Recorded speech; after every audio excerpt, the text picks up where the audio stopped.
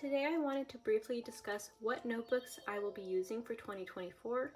This year I'm not really changing much to my system as I really enjoyed the notebooks that I used in 2023, but I will be making some small tweaks to how I use them to make sure that they work better for me this year. Starting off with the core part of my system, I will be using a Hobonichi Weeks planner and a Pocket Leuchtturm as my daily journal.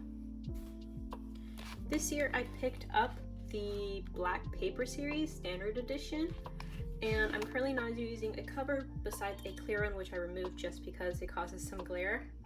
For those of you unfamiliar with the Hobonichi Weeks layout, it has a monthly calendar as well as a weekly layout and some note pages in the back. Some changes I am making this year is I really want to approach my planning on a quarterly basis instead of a monthly basis, and actually trying to use the note pages, since last year I really kind of forgot about them or I was afraid of running out of pages. For my daily journaling, I am continuing with the Pocket Leuchtturm with grid pages. I'm currently on my third notebook, but I'm showing the first volume since the first page doesn't have any private information. I don't really show these that much since a lot of it is private. The way I use them is I write the date at the top and then I use as much or as little space as I need to document my day and my thoughts.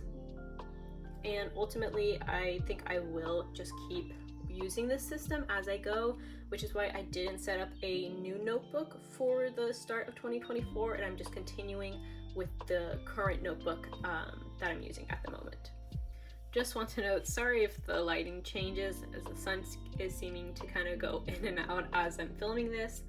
But here are the next two notebooks I wanted to discuss, which I again have used in 2023 and I will be using again, which is the Hobonichi Cousin as a daily layout and these standard inserts from Good Impressions for my reading log. While I wasn't actually the best at keeping up with my Hobonichi Cousin in 2023, I really do love the layouts I did fill out, and I would like to backfill them using my Google Calendar where I time block to do so. And here's an example of a half-filled weekly from 2023, since I'm going to use the same system to fill it out where I mark with stickers and add little notes about my day. For my reading log, I started using these Good Impressions standard inserts in 2023 and I really love them, so I'm going to continue using the same system for 2024. And this ultimately is just where I can write a little bit of information about the book and also add in my review.